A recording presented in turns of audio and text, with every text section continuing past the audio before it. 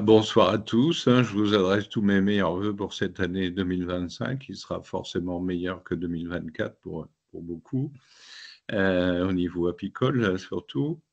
Donc ce soir, on va refaire un petit topo, on le fait maintenant tous les ans parce qu'il y a toujours des variations au niveau des médicaments et il y a toujours à préciser un petit peu ce dont on a besoin et donc pour bien voir un peu les médicaments qu'on doit utiliser.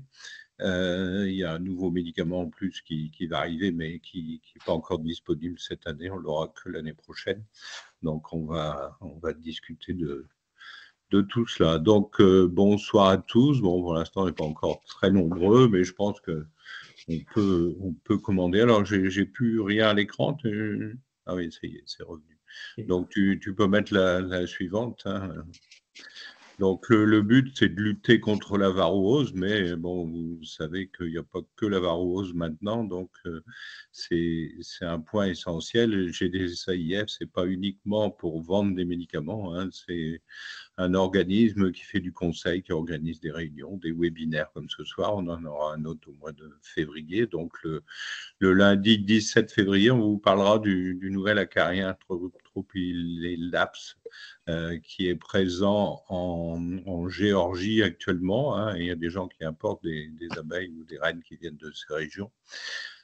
Des carnicas ou des choses comme ça. Et donc, c'est quelque chose qui nous pend au nez. Donc, on fera une réunion, on parlera de ça et du petit coléoptère de la ruche qui est présent à La Réunion, qui est présent en Italie et actuellement qui est en gros développement en Sicile. Donc, notre assemblée générale aura lieu à Trappes le samedi 15 mars, donc toujours au même endroit, et donc on pourra retirer les médicaments à ce moment-là. Donc, les commandes, elles vont démarrer. Bon, je crois que ça a déjà démarré pour quelques-uns, mais bon, officiellement, c'est du 15 janvier au 15 février. Pourquoi on met cette période un peu courte? C'est parce qu'on fait des commandes groupées au niveau des 3 GDSA de la région Île-de-France. Ça nous permet d'avoir des prix plus conséquents, notamment avec le laboratoire Veto Pharma. Et donc, comme il y en a d'autres qui font des assemblées générales avant la nôtre, on est obligé de se conformer parce qu'on est obligé de faire des commandes le même jour pour les 3 GDSA. Voilà, la suivante. Donc, si vous avez des questions, vous voulez les poser par écrit, et puis éventuellement à la fin, on ouvrira les microphones. Pour l'instant, tâchez de bien fermer vos micros, parce qu'on a souvent des micros parasites au cours de ces visios.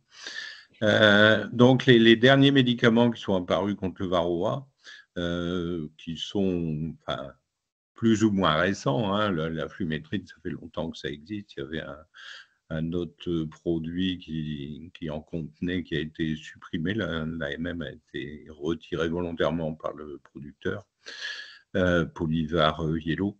Et maintenant, donc, on a commandé l'année dernière, et ceux qui l'ont utilisé ont été assez satisfaits. Donc, Bevarol, c'est le laboratoire Bayer. Bon, c'est pas forcément un laboratoire qu'on aime beaucoup parce qu'ils font d'autres choses derrière, mais ils ont un produit qui est performant, qui fait partie des pyrétrinoïdes.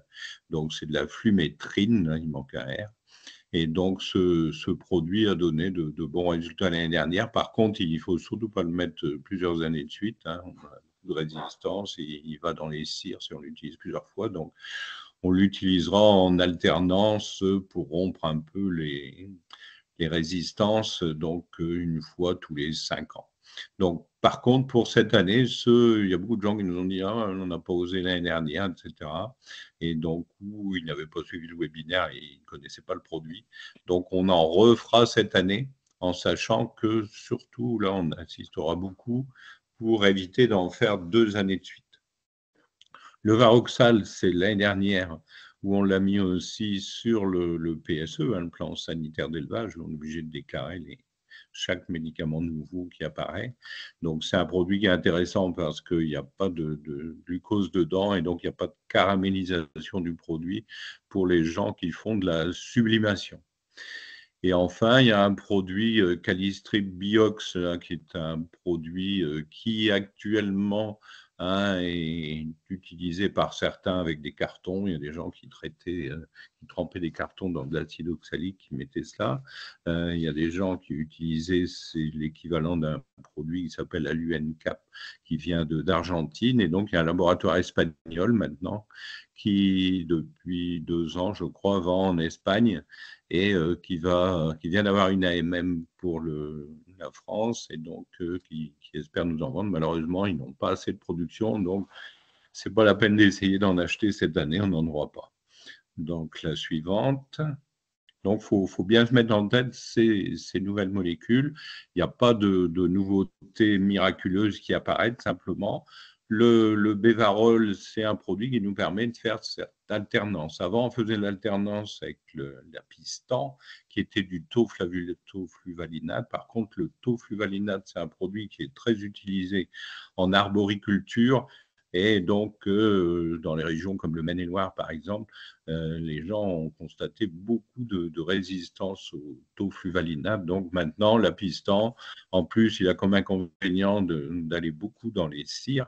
Et donc, il se stocke là et après, il reste là. Donc, il faut changer les cires plus souvent. Donc, on a opté au GDSIF pour faire une alternance à la flumètrine tous les 5 ans. Donc, normalement, c'était l'année dernière et on en fera dans 4 ans maintenant. Donc, cette année, on aura encore en commande, il sera possible d'en commander. La différence avec Capivars, c'est qu'on met 4 lanières par ruche, donc c'est à répartir dans le couvain. Donc, c'est intéressant parce qu'avec 4 lanières, hein, on a une meilleure répartition au niveau du couvain, hein, et on constate, et ça, c'est un des problèmes de Capivars, c'est que si au bout d'un mois et demi, vous ne regardez même un mois, on ne regarde pas et on ne remet pas en place la pivard pour être bien dans le couvain, ben, c'est quand même nettement moins efficace.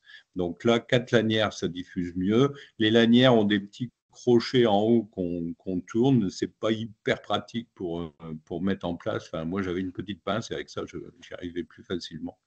Mais avec les doigts, c'est pas toujours évident. Mais il y a des crochets qui s'accrochent au-dessus de la partie supérieure du cadre et c'est quand même intéressant. Moi, j'en ai jamais eu qui sont tombés entre deux cadres. Donc, c'est une boîte pour 5 ruches et l'avantage, c'est que les sachets sont individuels. Donc, on a 5 sachets de 4 lanières. Un sachet comporte 4 lanières et donc, avec ça, vous avez de quoi traiter 5 ruches.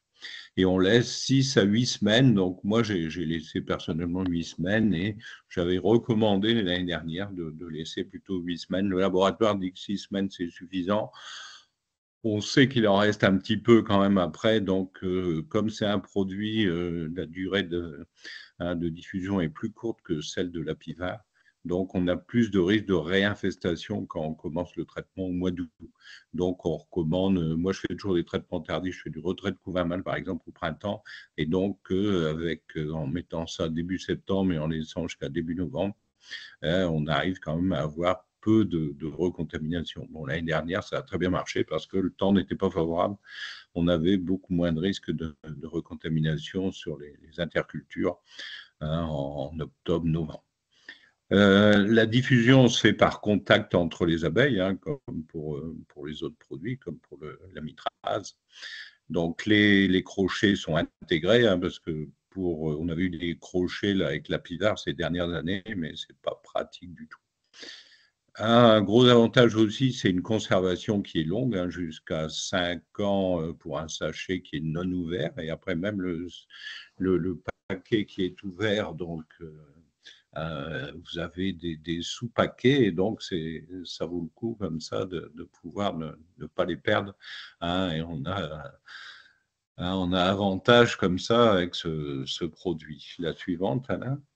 Excuse-moi, on me dit qu'on ne voit pas le défilé. Là, on est sur le slide nouveau produit contre varose. Vous avez vu, ça défile ou pas d'après Oui, moi les gens qui j'ai vu regardent? le nouveau Oui, produit oui. contre la varose, il n'y a pas de D'accord. problème, hein. De chez moi, ça ne défile pas. C'est Michel, là. C'est moi qui ai fait le message. Mais tu es le seul, Michel, ou est-ce qu'il y en a seul. d'autres? Est-ce qu'il y en a d'autres? Je suis Si toujours tu es De sur mon côté, ça va bien. calendrier. Moi, je suis OK. Je suis sur calendrier GDSIF. C'est pour ça que j'ai fait la remarque. Ça, Bah, c'est on est arrivé à Bévarol. traitement de rotation. Donc, si ça ne marche pas, ce qu'il faut, c'est se déconnecter et se reconnecter, je pense. Ok, merci, je vous dérange En pas plus général, longtemps. c'est comme ça où ça marche. Donc, ce traitement de rotation, on l'a dit, hein, donc je le répète, tous les 4 ou 5 ans. Donc, surtout les gens qui l'ont utilisé l'année dernière, et comme on a eu d'excellents résultats, il y a des gens qui disent on va le refaire. Non, ça, c'est vraiment quelque chose qu'il faut éviter à tout prix. Et on aura une efficacité qui sera nettement inférieure cette année, si on le fait 2 années de suite. Donc, ce sont des sachets individuels, mais ça n'empêche, il faut porter des gants. Hein, ce sont des produits quand même chimiques dangereux, donc ce sont des pyrètres. Il n'y a pas de toxicité pour les abeilles, hein, on n'a aucun souci. On traite toutes les ruches après la dernière récolte. Donc ça, c'est vraiment le point important. Hein, donc, il ne faut pas travailler entre des mielés, par exemple. On fait des comptages sur toutes les ruches, ça aussi, on le répète sans arrêt, mais encore dernièrement, j'étais une association comme ça d'apiculteurs professionnels, et quand on interroge les gens, il y en a 20 à 30% qui font des comptages. Donc ça, c'est nettement insuffisant. On ne peut pas traiter correctement le varroa si on ne sait pas exactement quelle est l'importance déjà avant traitement, hein, de la contamination, et après traitement. Et après traitement, on attend une dizaine de jours. On voit trop de gens qui font des comptages 3-4 jours après. Et donc là, ça continue à tomber. Et donc, on n'a pas une bonne indication du traitement et du résultat du traitement. Et donc, si nécessaire, on fait une bithérapie, donc bévarol et acide oxalique. Donc ça, c'est quelque chose, moi je constate quand même sur les achats dans beaucoup de GDSA, hein, on n'a pas encore une bithérapie très très fréquente, c'est-à-dire que les gens utilisent peu d'acide oxalique en complément des lanières. Et ça, c'est vraiment quelque chose. Est-ce qu'il faut le faire systématiquement? Non, pas forcément. Mais c'est quelque chose qui devient de plus en plus important à faire, parce qu'on a des colonies de plus en plus fortes, et plus vous avez des colonies fortes, plus vous avez de varroa. Et après, on a des arrière-saisons, sauf en 2024, hein, qui sont favorables à des recontaminations. Donc, il faut arriver à passer l'hiver avec des colonies qui soient avec peu de varroa. Après, on sait que en cours d'année, si vous avez des colonies fortes avec énormément de varroa, vous avez beau faire des traitements, vous pouvez répéter même des traitements, et vous avez des colonies qu'on n'arrive pas à récupérer. Donc, il faut veiller à ce qu'on n'ait jamais un niveau d'investation qui soit trop conséquent. La suivante.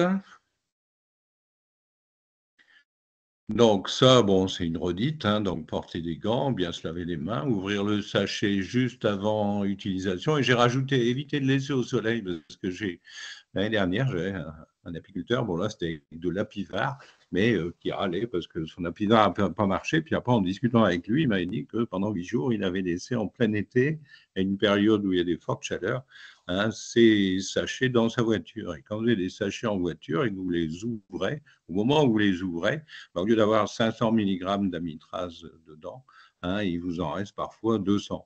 Et donc après, on se dit, le produit ne vaut rien, il y a des résistances. Non, c'est parce que les produits contre la varroose ne doivent pas rester dans les voitures, quoi.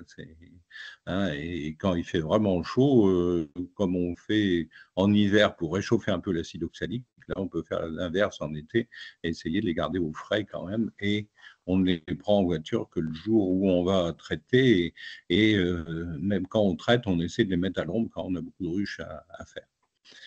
Donc ça, celle-là, elle vient en redite de ce que j'ai déjà indiqué plus haut. Donc sur les ruchettes, on ne met que 2 lanières, hein, c'est suffisant. Il n'y a pas de temps d'attente, hein, parce qu'on l'utilise hors mielé. Et ce on vous invite à nous ramener les lanières non utilisées, hein, de Bévarol et d'Apivar aussi. Donc lors de l'Assemblée générale le 15 mars, la trappe, et le 21 juin, à Port-Marly. Donc là, on récupère ces lanières, et l'année dernière, on a récupéré j'avais 2 bidons de 200 litres, donc on a récupéré quand même pas mal. Et c'est quand même mieux, hein, de nous les donner. Ça part en circuit spécialisé comme des restes de médicaments, et donc c'est mieux que de les mettre à la déchetterie, même si lorsque c'est traité part à plus de 800 degrés dans les incinérateurs, ça passe. Mais il y a une filière pour ça, donc autant en profiter. Donc, ce sont quand même des produits qui sont hyper toxiques pour les poissons, les organismes aquatiques, les amphibiens. Donc, ne pas les laisser traîner. Ça a une forte affinité pour les cires, hein, donc beaucoup plus que la pivar, que la mitrase. Donc, là aussi, il faut penser à changer les cires régulièrement. Hein. Ça fait partie, ça, des habitudes qu'on doit avoir, hein, 2-3 cadres chaque année. C'est quand même quelque chose maintenant qui commence à passer, à être dans les mœurs. Voilà, la suivante. Donc voilà comment ça se présente, hein, le Bévarol. Vous voyez le sachet à gauche, hein, où il y a 5 petits sachets qu'on voit à droite. Et donc ces sachets individuels, on les ouvre. Ils sont assez faciles à mettre en place après avec les petits crochets. Quand vous regardez au-dessus des cadres, vous voyez ces petits morceaux plastiques, hein, qui sont repliés en forme de U. Là, il y en a 4 au-dessus des cadres.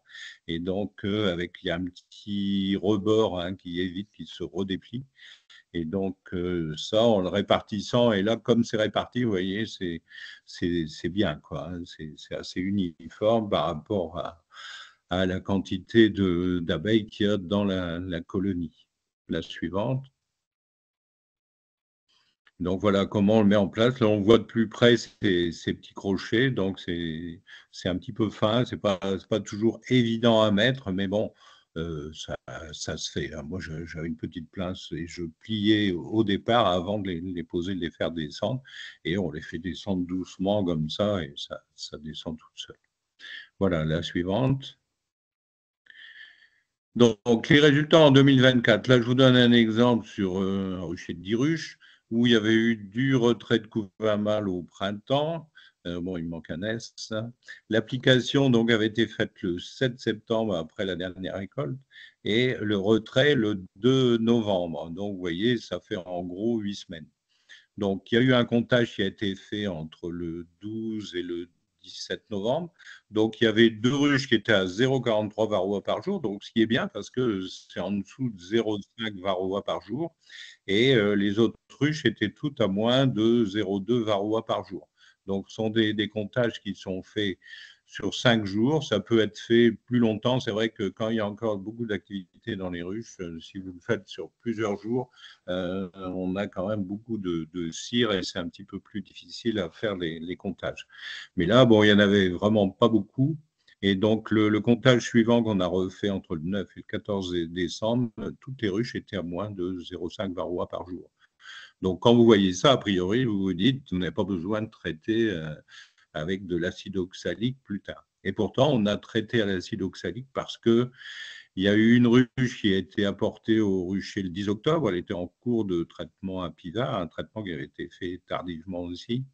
Et sur le comptage au 9 décembre, on avait 2 varroas par jour, quoi.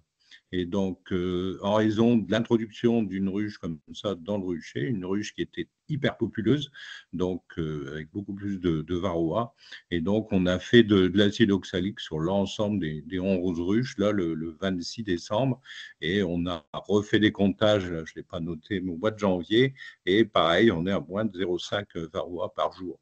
Donc ça, c'est le type de résultat, et moi j'en ai eu sur d'autres régions de France, hein, parce que je me suis un peu renseigné pour savoir, hein, ce que ça donnait. Et il y avait eu une région où les gens disent oh, c'était pas terrible le Bévarol, etc. Mais ils n'avaient pas de comptage, beaucoup de comptages à nous présenter. Et donc on peut estimer quand même que le Bévarol, à condition de ne pas le faire souvent, hein, c'est un produit qui fonctionne, quoi. Mais ça reste un produit chimique, toxique, donc il faut l'utiliser avec pas mal de précautions. Voilà, la suivante. Donc maintenant, on passe à un autre produit. Je vous l'ai déjà présenté l'année dernière, parce que l'année dernière, c'était la première année. Donc le Varoxal, hein, c'est d'un laboratoire Andermatt. Andermatt, c'est comme Bayer, hein, ce sont des gens qui vendent des produits chimiques toxiques pour les agriculteurs, et donc qui sont impliqués là-dedans. Ils ont des ruchers témoins, etc. Donc, même si on n'est pas d'accord avec ce qu'ils utilisent par ailleurs, ils ont des produits qui sont intéressants et donc on peut les utiliser. Donc, l'acide oxalique, c'est toujours à traiter hors couvain. Et on verra tout à l'heure sur le Calistrip Biox, là, il y a beaucoup de gens qui l'utilisent avec du couvain, donc on perd quand même beaucoup en efficacité. Donc le traitement hors couvain, il peut être fait à différentes périodes, hein, en hiver, en été, en fin d'été, on a de plus en plus, bon, pas l'année dernière, mais les 2-3 années précédentes, on avait des ruptures de couvain comme ça en automne. Et quand vous avez peu de couvain en automne, vous pouvez même désoperculer comme ça, gratter, hein, la surface pour essayer d'avoir une période avec sans couvain ou très peu de couvain. Et là, vous pouvez faire un traitement à l'acide oxalique. Pour les gens qui ont des reins marqués et qui peuvent le faire, hein, faire un encagement de reine, c'est très bien. Mais chez les apiculteurs de loisirs, ce n'est pas quelque chose qui est très, très répandu actuellement. Donc, c'est un acide oxalique dihydraté de bonne qualité, hein, de qualité pharmaceutique. Et donc, ce produit est sans glucose, hein. Dans l'Oxybi, hein, vous avez des petits sachets de glucose qu'on rajoute au moment de l'utilisation. Et donc, si vous voulez mettre ça dans des sublimateurs, ça caramélise. Donc là, l'avantage, hein, pour les pros qui veulent même des loisirs, il y en a quand même un certain nombre maintenant qui utilisent des sublimateurs, c'est quelque chose d'intéressant. Le mode d'action, hein, vous savez, on ne connaît pas bien, hein, le mode d'action de l'acide oxalique, mais on pense que c'est par une action mécanique et que c'est l'acidité de la solution qui serait efficace au décrochage du varroa. On sait quand même qu'il y a une partie qui passe dans l'hémolymphe. Hein. Il y a eu des études qui ont montré que quand on fait un traitement à l'acide oxalique, pendant 8 jours, on trouve un taux élevé d'acide oxalique dans l'hémolymphe. Donc, c'est quand même, quand on répète des quantités importantes, ça peut être toxique, quoi. Donc, on a parfois des pertes de reines et on a quand même beaucoup d'observations qui montrent que lorsqu'on fait le traitement, on a quand même, dans les lendemains, on a un certain nombre d'abeilles qui sont sous le plancher, qui sont sorties, hein, par les ouvrières. Mais ça, bon, ça représente peu de monde, même si souvent, sont des abeilles d'hiver, donc on n'a pas intérêt à en perdre beaucoup. La présentation, donc il y a 2 présentations, hein, un flacon de 75 grammes qui fait environ 32 ruches parce qu'on met 1 gramme à chaque fois, donc il y a un petit doseur de 1 gramme, donc on met 2 doseurs. Et il y a un flacon qui est plus grand, 200 grammes, donc pour les pros, donc pour 100 ruches. Et ce sont des produits, pareil, hein, en refermant bien le flacon, il ne faut pas qu'il y ait d'humidité dedans, mais en le refermant bien, en le maintenant dans une pièce non humide, on peut le garder plusieurs années. Bon, le but, c'est pas de le garder 5 ans, hein, on peut le réutiliser l'année suivante si on n'a pas tout utilisé. Donc, on n'a pas de résidus dans les cires, on n'a pas de caramélisation, et donc ce produit, les pros trouvent que par rapport à un produit qui était vendu avant de l'acide oxalique pharmaceutique, c'est plus cher, mais c'est un produit qui a une AMM, donc une AMM, c'est un certain coût, donc le labo, il prend sa marge, mais c'est un produit, je crois que le flacon de 200 grammes, il doit être à 95 €. On fait quand même beaucoup de ruches avec ça, et donc le prix par ruche reste quand même limité et son efficacité est quand même très, très, très bonne. La suivante. Donc, c'est du traitement hors couvain. Donc, les boîtes, hein, c'est 75 grammes. Je crois qu'on va en voir une photo juste après. Donc, boîte de 200 grammes, 2 grammes par ruche. Alors, on peut le faire en dégouttement. Donc, le dégouttement classique, comme vous faites avec une seringue et vous mettez 5 millilitres par intercadre où il y a des abeilles. Et donc, on peut le faire par vaporisation. Donc, il y a des gens qui le diluent et qui mettent ça dans des vaporisateurs et on sort cadre par cadre et on va pulvériser sur les cadres. Les Suisses sont assez adeptes de cette méthode. Et on peut le faire aussi par sublimation. Donc, on ne va pas détailler. Je vais vous montrer quelques photos de sublimateurs. Mais la sublimation avec ce produit, et c'est vraiment le produit qui est le plus intéressant pour la faire. La suivante. Voilà comment ça se présente, un petit flacon de 75 grammes de Varoxal. Donc, On vous vend un petit doseur avec, et donc avec ça, vous pouvez mettre les 2 grammes nécessaires pour chaque ruche. La suivante. Ah, je lâche ça dans Donc, les utilisations, j'en ai dit un petit mot. Le dégoûtement, donc on prépare des solutions avec 2 doses d'1 gramme et 50 millilitres de sirop. Donc, toujours tiédir l'acide oxalique en hiver, hein, donc des sirops un petit peu tièdes. On l'applique, donc là aussi, l'application bien en intercadre, et les abeilles ne sont pas toujours réparties sur toute la longueur. Parfois, quand c'est en grappe, et donc c'est pas la peine de surdoser. Le maximum, c'est 5 millilitres, mais quand vous avez des grappes qui sont petites, avec 3 millilitres, parfois, cela peut suffire. Donc, pour traiter à l'acide oxalique, bon, on vous a mis température mini -15, mais l'idéal, c'est toujours intéressant de traiter par température positive, même en hiver. Bon, à part depuis quelques semaines, hein, on a des températures assez basses, mais on arrive toujours à trouver des températures entre 5 et 10 degrés. Après, le tout, c'est d'être rapide, hein. Quand on est à 2 personnes, il y en a un qui ouvre les ruches, l'autre et il y en a un qui fait le dégoûtement et l'autre personne qui referme. Donc, avec ça, on a un refroidissement du couvain qui est quand même très, très limité. Et on a des chutes de varroa qui durent pendant 3 semaines. Là aussi, les gens pensent que bon, c'est un traitement flash, donc on a une grosse chute très rapide, mais on a encore des chutes qui peuvent continuer pendant quelques temps. Donc, quand vous faites des comptages au bout de 4-5 jours, ça n'est pas bon, il faut attendre un petit peu plus. Donc, en général, on dit une dizaine de jours pour refaire des comptages. En pulvérisation, donc, on met 6 grammes d'acide oxalique pour 200 millilitres d'eau, et on pulvérise environ 3 à 4 millilitres par côté de cadre plein sur les abeilles. On incline le cadre à 45 degrés pour pouvoir bien pulvériser et que ça aille bien sur le cadre. Donc ça, ce sont des techniques. Moi, je n'aime pas trop la pulvérisation, c'est pas facile à maîtriser. On a tendance à en mettre plus, hein, qu'il ne faudrait. Et donc, mais ça peut être intéressant pour traiter des essaims artificiels ou des colonies sans couvain au printemps ou en été, ou quand vous faites une division ou quand vous enlevez une reine, vous pouvez traiter avec cette pulvérisation. Et donc là, pareil, on a des chutes de varroa qui durent quand même au minimum 2 semaines. Ensuite, l'évaporation, sublimation, donc 2 grammes. Hein, on met ça dans les petites capsules des évaporateurs. Bon, j'ai mis le Varox, c'est celui qui est vendu par l'entreprise Andermatt, hein, le producteur du Varoxal, mais il existe d'autres produits un peu moins chers et qui fonctionnent parfaitement. Bon, celui-là, il a l'avantage, c'est qu'il se refroidit vite et donc on ne perd pas de temps entre les ruches.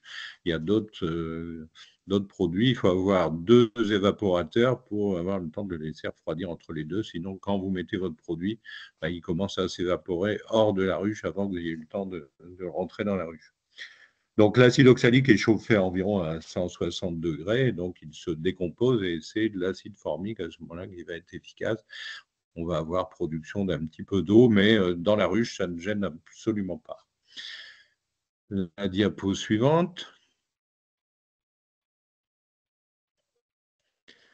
Donc, les précautions d'emploi, pas plus d'une utilisation par génération d'ouvrières. Ça, ce sont les Suisses qui disent ça. En France, on a longtemps dit qu'on pouvait faire deux traitements varroa assez rapprochés. Je pense que se limiter à une utilisation par génération d'ouvrières, c'est quand même pas mal. Donc, les précautions en hiver, on peut en faire 2, mais si possible, on fait une fois en sublimation, une fois en dégoûtement. Toujours sont des recommandations des Suisses. Donc, c'est quand même des produits, ce sont des produits qui sont corrosifs sur la peau, les yeux. Donc, surtout les yeux, il faut bien mettre des lunettes, des muqueuses. Il faut avoir de l'eau à disposition pour rincer rapidement en cas de projection. Et notamment quand on utilise en sublimation, il faut avoir un masque.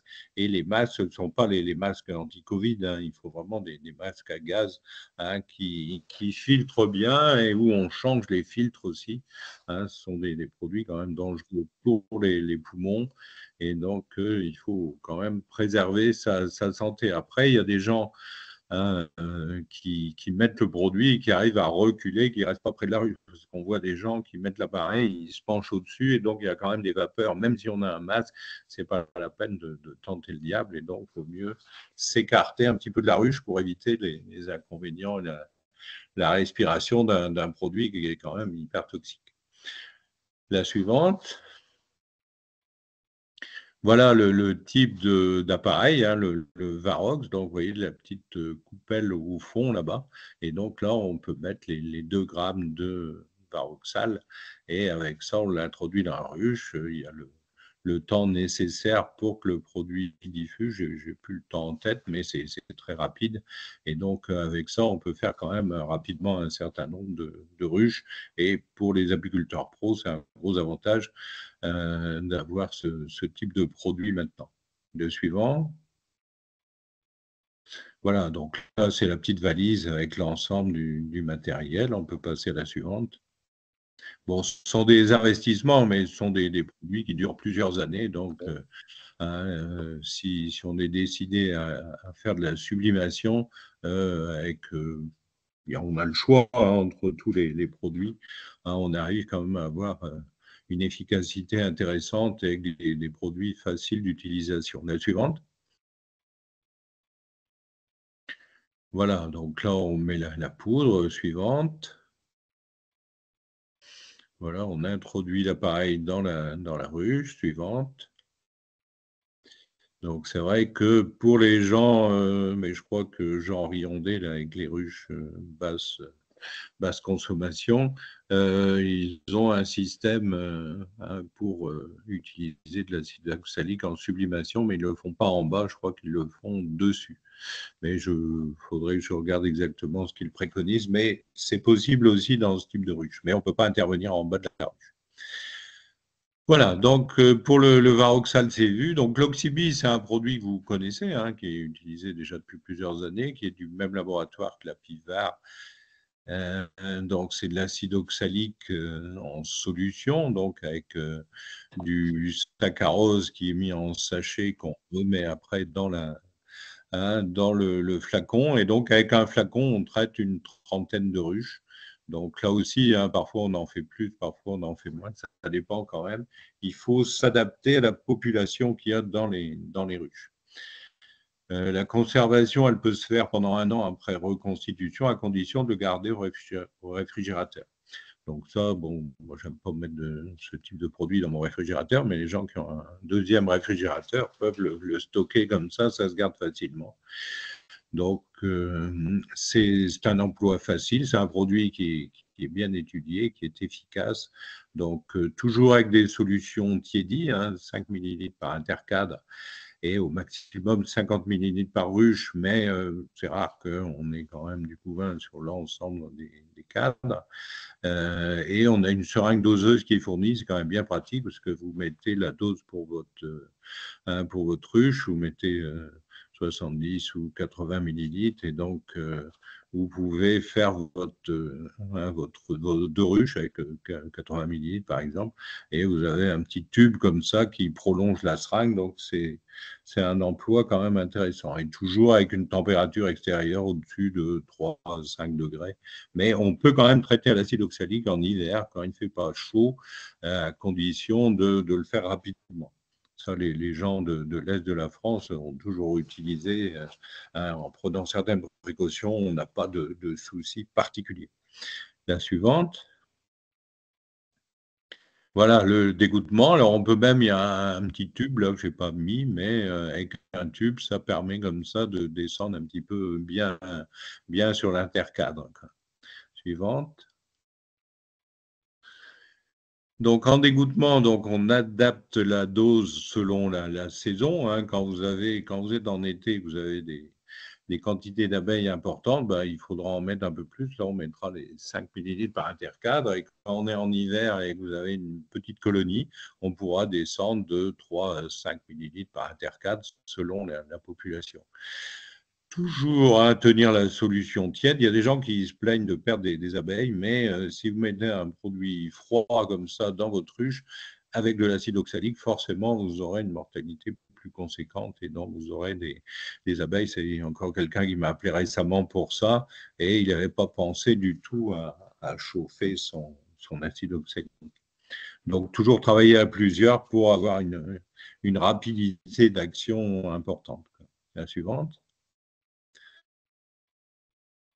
Donc ça, c'est le Varromed, hein, c'est un produit qui existe aussi depuis plusieurs années. Donc il y a à la fois de l'acide formique et de l'acide oxalique.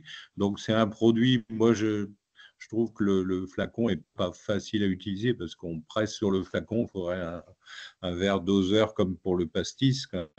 Mais c'est un produit qui est bien, qui est efficace. Simplement, il faut mettre la dose et parfois vous apercevez que vous avez mis un sous-dosage. Donc, c'est un des bons produits qu'on peut utiliser sans problème.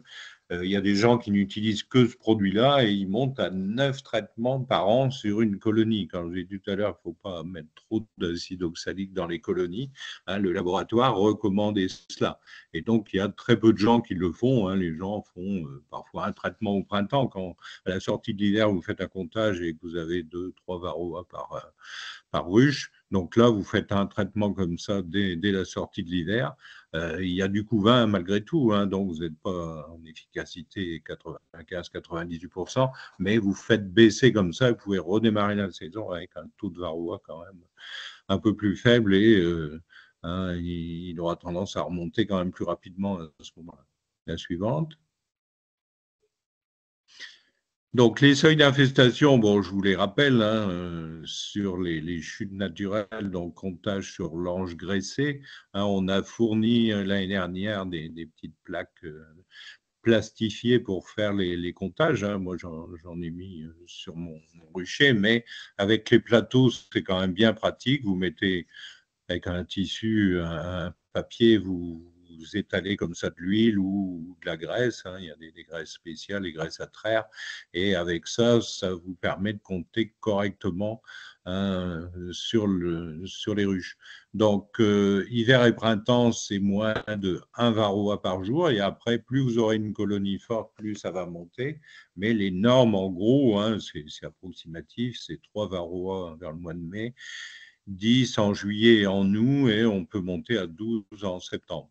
Mais donc, c'est pour ça qu'il faut essayer de traiter avant septembre, si possible, hein, pour éviter d'avoir des choses trop élevées, parce que plus vous êtes élevé, hein, il y a Gérald Tondroux, là, Gervin, dans le Maine-et-Loire, qui fait beaucoup de comptages et qui fait pas mal de recherches là-dessus, et il constate qu'il y a des colonies comme ça, quand elles sont très infestées, on a beau bien les traiter, même avec du retrait de l'engagement de rennes, etc., il y a des colonies qu'on perd, pas forcément tout de suite, mais en cours d'hiver.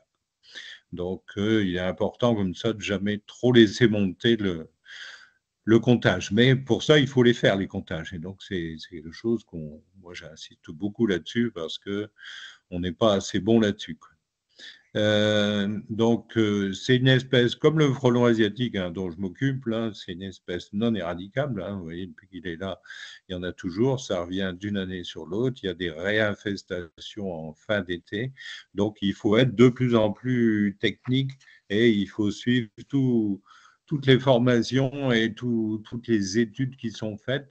Hein. Les apiculteurs attendent un produit miracle. Hein, on voudrait toujours, et c'est pour ça que le produit qui sort, là, il est attendu comme le Messie par les pros, mais ce n'est pas du tout un produit miracle. Hein. On va en parler tout de suite. La suivante.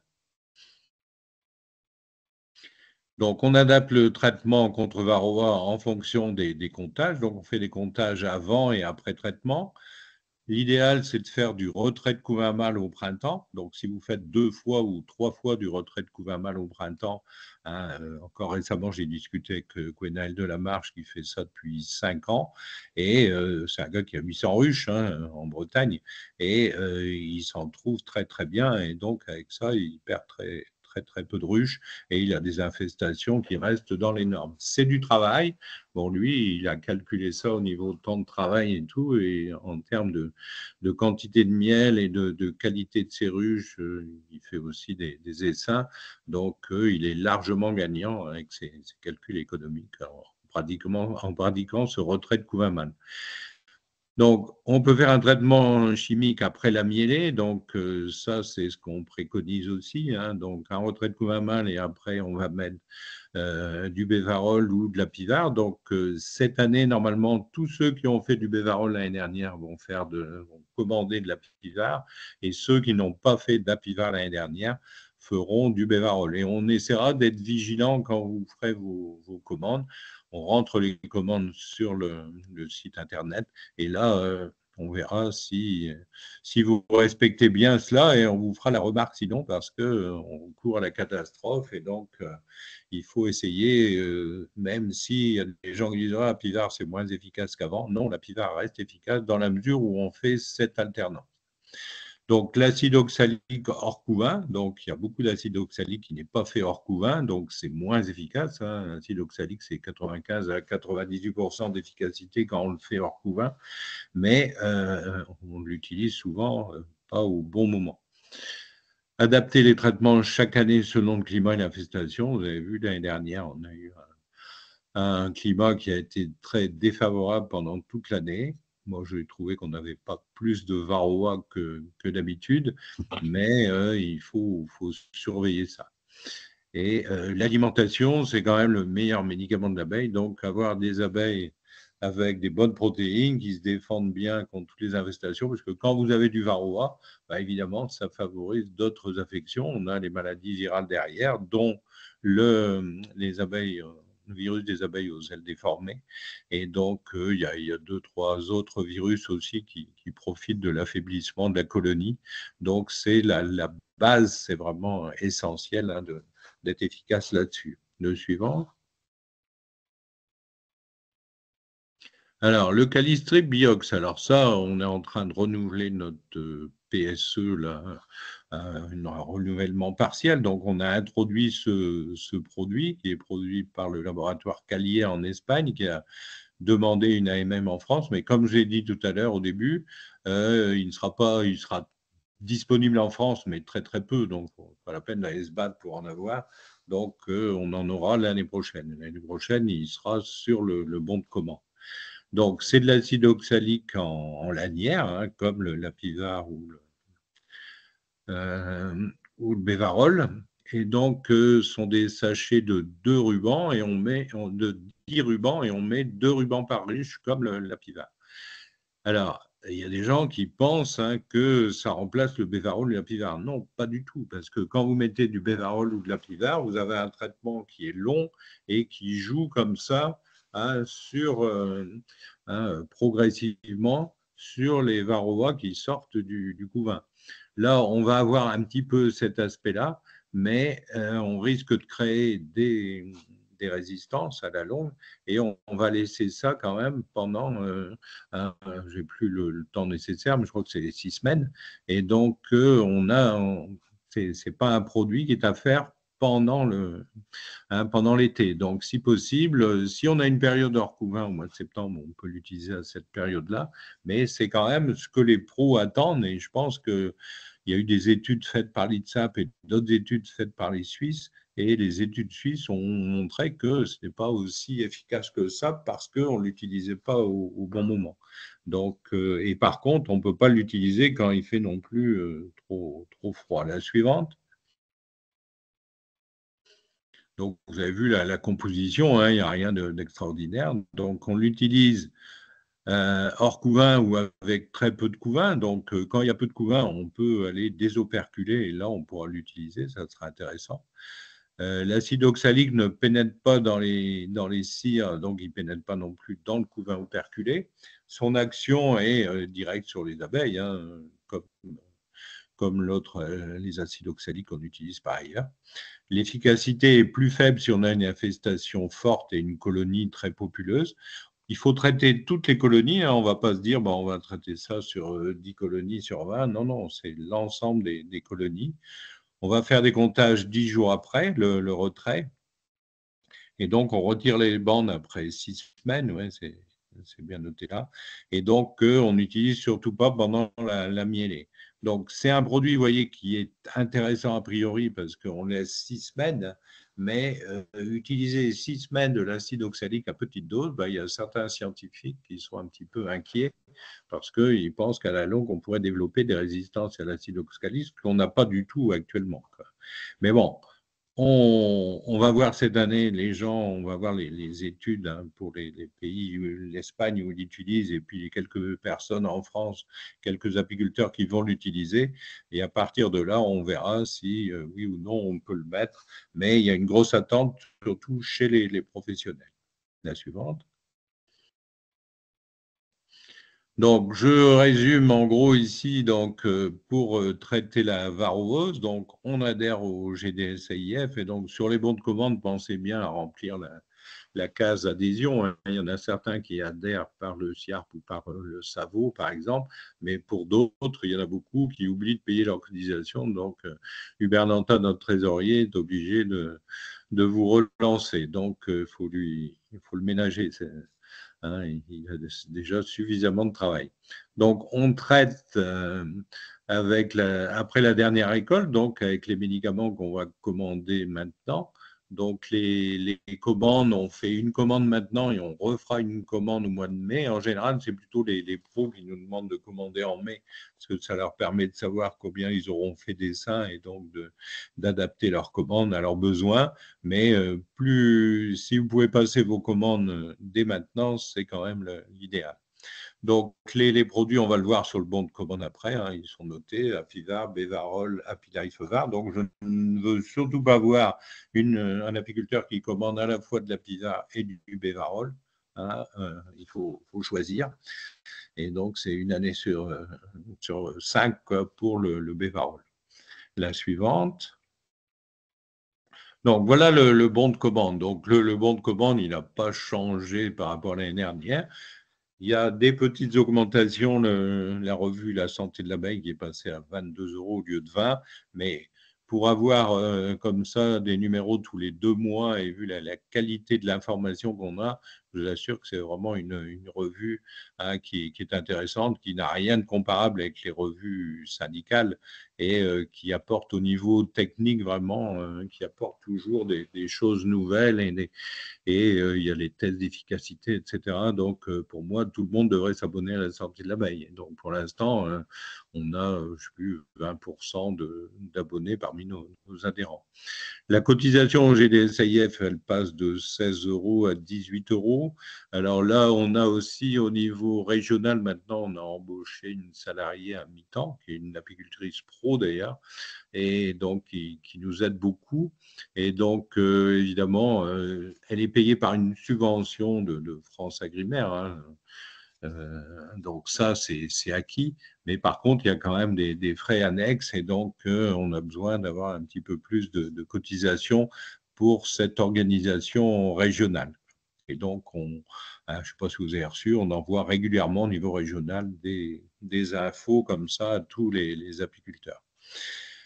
Au niveau des différents produits, donc l'Apivar, le Bevarol sont restés au même prix que l'année dernière, l'Apilifevar aussi, le Loxibi, je crois qu'il n'a pas bougé, le Varoxal, il a légèrement augmenté, c'est le labo qui a augmenté un petit peu, donc on est à 44 € pour le 75 grammes et 95 pour le 200 grammes, et le Varomed est à 30 €. Donc, ces traitements, donc essayer de calculer le souci, c'est parfois les essaims. Il y a des gens qui nous déclarent, par exemple, 8 ruches et on commande pour 15. Quoi. Donc, là, on est obligé de faire 2 ordonnances et on s'en aperçoit. Donc, si vous avez besoin de commander pour 12 ruches, mettez carrément 12 ruches sur votre nombre de ruches initiales à déclarer, parce que ça, c'est un facteur limitant avec le site de la FNOSA. Donc après, on vous fait les ordonnances. Moi, j'insiste pour qu'on ait des ordonnances, même si on a des produits où les ordonnances sont plus obligatoires, ça permet quand même d'avoir toutes les infos pour bien utiliser le produit et ne pas gaspiller le produit ou avoir une efficacité moindre. La suivante. Donc, le bas, ça intéresse beaucoup mon trésorier, là, Hubert. Et donc, là, il y a une ligne pour les dons, par exemple, ça le fait rêver. Donc, le règlement par chèque, hein, donc à l'ordre du GDSAIF, et vous pouvez faire des virements, mais quand vous faites des virements, surtout mettez bien votre nom pour que ça apparaisse, parce que sinon Uber est obligé de rechercher comme ça qui a payé. Alors, il regarde en fonction des montants, etc. Donc, c'est toujours un peu compliqué. On peut envoyer un chèque, hein, avec le bon de commande, donc ça ne pose pas de problème, mais essayez de noter aussi le nom de la banque et le numéro du chèque, ça aide quand même beaucoup après pour la comptabilité. Et c'est un sacré travail, hein, le travail du trésorier. Et après, on a Christophe Le Sourd qui, lui, rentre ça dans le logiciel de la FNOSAT. Donc, c'est un travail quand même important. Donc, on voudrait qu'il n'y ait pas trop d'erreurs lors des commandes. Les additions, normalement, faites bien vos chiffres. N'oubliez pas de payer la cotisation et recomptez 2 fois plutôt qu'une, hein, pour éviter des erreurs. La distribution des commandes se fera donc le samedi 16 mars de 9h à 14h, hein, donc ça sera lors de l'Assemblée générale, hein, qui se passe toujours au même endroit, 4 rue des Charmes, à la communauté d'agglo de Saint-Quentin-en-Yvelines. Et au mois de juin, on refera comme l'année dernière, distribution pour ceux qui n'ont pas pu venir au mois de mars. Je vous invite quand même à venir les chercher au mois de mars, parce qu'on a beau avoir 3 armoires à pharmacie, on a du mal à garder tout ça, et donc plus vous venez les chercher tôt, plus ça nous soulage, quoi. Et ça nous simplifie la vie grandement. Et donc après, pour la deuxième commande et la deuxième distribution, ce sera au trou d'enfer comme l'année dernière. Que dire de plus? Non, ben, c'est bon pour le bon de commande. Hubert pourra peut-être nous dire un petit mot après pour rappeler des choses qui lui simplifient la vie. La suivante. Donc ça, c'est pour vos déclarations d'emplacement de rucher. Donc suivante. Et après, il y a la procuration. Donc, si vous ne pouvez pas venir au mois de mars, hein, n'hésitez pas à trouver un autre apiculteur, quelqu'un que vous connaissez, qui puisse venir les retirer, ces médicaments. Nous, ça nous fait beaucoup moins de manipulation et nos armoires sont plus faciles à gérer. La suivante. Donc, commander en 2025 au GDSAIF, je résume. Donc, payer sa cotisation, 18 €. La revue LSA, 22 €. Choisir Bévarol ou Apivar et de l'acide oxalique. Donc, je vous invite de plus en plus à acheter de l'acide oxalique. Hein, il y a quand même des produits qui se gardent en général 2 ans et donc et certains jusqu'à 5 ans. Et donc, en faisant une bithérapie comme ça permet d'avoir des abeilles d'hiver qui passent l'hiver confortablement et donc après un redémarrage au printemps qui est bien meilleur. Donc l'Oxybi, le Varomède, le Varoxal, on en a parlé. Régler par virement, ça c'est quelque chose qui intéresse beaucoup Hubert, mais à condition de bien marquer votre nom. On peut régler par carte sur le site. Et là, l'année prochaine, normalement, vous pourriez, même peut-être au mois de mai, enfin, on ne sait pas, le site de la FNOSAD a été complètement rénové et maintenant, il y aura possibilité, mais ce n'est pas encore prêt, hein, de rentrer vous-même vos commandes sur le site. Et donc, directement sur le site NOSAD, nous, ça nous évite d'avoir les rentrées nous-mêmes ou que ce soit le SAVO ou la AVO qui le fait pour leurs adhérents. Mais ça, c'est quelque chose qui n'est pas encore fait et donc ça sera peut-être pour le mois de mai ou éventuellement pour le mois de janvier de l'année prochaine. Mais bon, je vous en informe. Et donc, retirer les médicaments, si possible, lors de l'AG. La suivante. Donc, qu'est-ce qu'on doit se poser comme question, hein, sur l'efficacité des traitements? Parce qu'on entend trop souvent dire, ah ben, cette année, la Pivart n'a pas marché, je suis déçu, etc. Est-ce que vous avez mesuré le taux d'infestation avant et après le traitement? Parce qu'on sait que si vous avez des colonies hyperpopuleuses et avec beaucoup de varroa à l'intérieur, vous avez beau mettre un traitement efficace, ce traitement, il y aura toujours un taux trop important de varroa à la fin, malgré l'efficacité du produit. Donc, ce n'est pas forcément un problème de résistance à l'amitrase. Depuis quand ce traitement est utilisé, c'est pour ça qu'on préconise de faire l'alternance. Et donc, je le répète, ceux qui n'ont pas fait de bavéral l'année dernière peuvent le faire cette année, mais on ne le refera pas l'année prochaine. Donc, après, on repart pour 3 ans. Hein. Et donc, surtout, c'est à faire cette année. Et sinon, après, on ne vendra pas de bavéral dans les prochaines années avant. Là, on l'a fait en 2024, donc 2029 maintenant. Donc, les recommandations de traitement sont-elles respectées? Hein? Il y a quand même, et c'est là où l'ordonnance est importante, donc savoir bien les mettre, les déplacer au bout d'un mois, revérifier, dépropoliser s'il y a besoin sur les lanières, etc. Les colonies les plus infestées en général, ce sont les colonies fortes. Hein, on dit toujours, et les gens ne comprennent pas qu'ils perdent des colonies fortes, mais si une colonie forte a énormément de varroa, on sait maintenant qu'on peut avoir deux femelles varroa qui rentrent comme ça avant l'operculation, et au lieu d'avoir 3 à 4 varroa jeunes qui sortiront, on en a 5 ou 6. Quoi. Donc, c'est quelque chose qu'on a découvert récemment. La résistance est possible, hein. Il y a des tests de Pettis pour essayer de montrer ça, mais c'est quand même pas la majorité des cas si on utilise bien le produit. Les tests d'efficacité de l'afnosade montrent qu'il y a une efficacité qui est en baisse depuis 15 ans, mais si on fait bien de l'alternance, si on utilise correctement les produits, si on fait éventuellement de l'acide oxalique au bon moment, on aura comme ça moins de varroa et les produits seront d'autant plus efficaces. La suivante. Donc, l'implication des apiculteurs, donc moi, je me bats avec ça. Hein, il faut accroître la vigilance. On ne peut pas travailler correctement si on ne fait pas de comptage. Les comptages, c'est un peu fastidieux. Hein, le plus dur, c'est de relever après et de voir le nombre de comptages. Dans le Maine-et-Loire, ils ont acheté un appareil pour, enfin, je ne sais plus comment, c'est un système mis au point par l'ITSAP. Et donc, pour faire des comptages avec des langes spéciaux. Donc, c'est vrai qu'après, on ramène ça chez soi et on peut lire sur un appareil.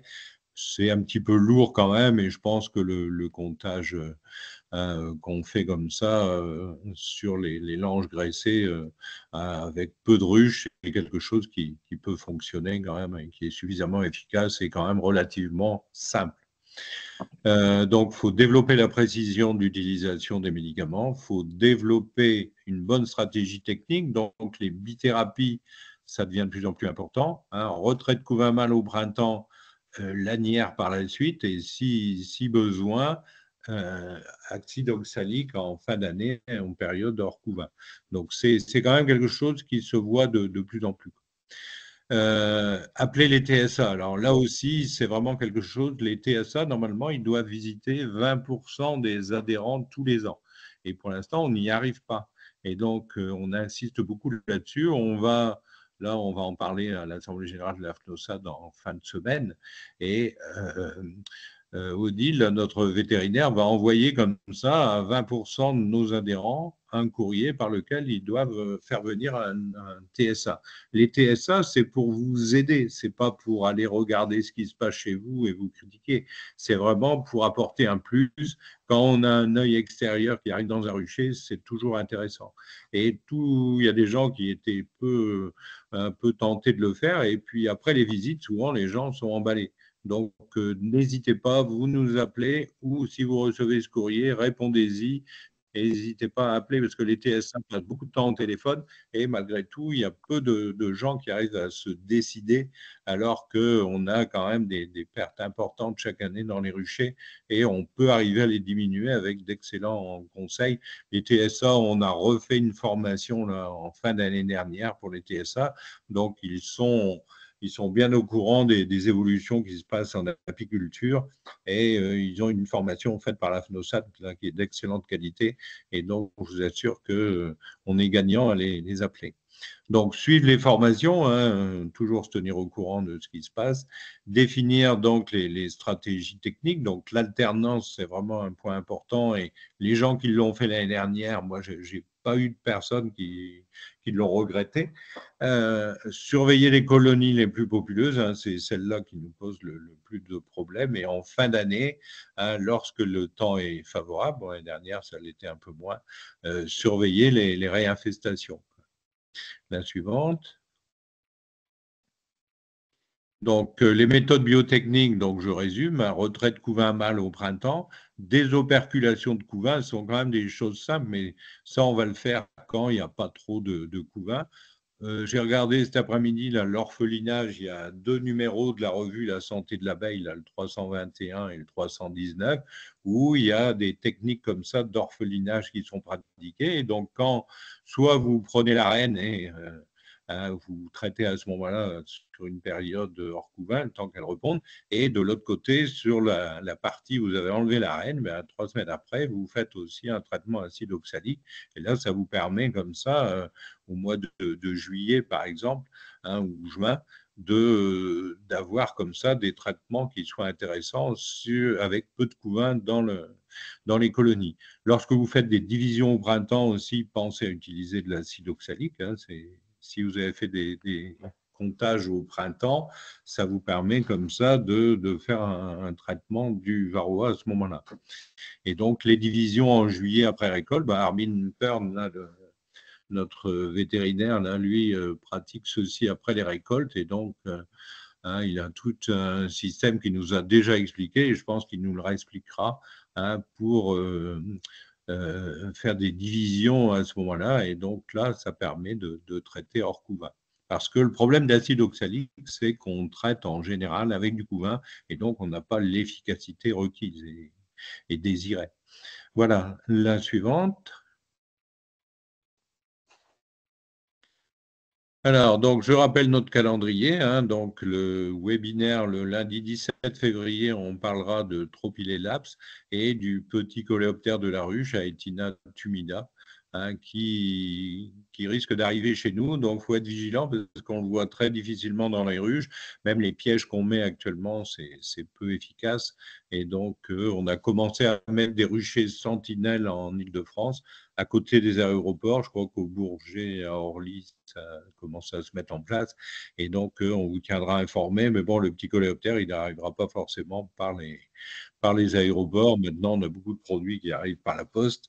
Et donc, il va falloir se méfier. Et c'est pour ça qu'on vous fera un petit rappel, hein, de vaccins là-dessus, parce qu'il est important de savoir à quoi ça ressemble. C'est un peu comme les nouveaux frelons qui arrivent en Espagne, là, et il est intéressant de savoir à quoi ils ressemblent parce que ça nous pend au nez.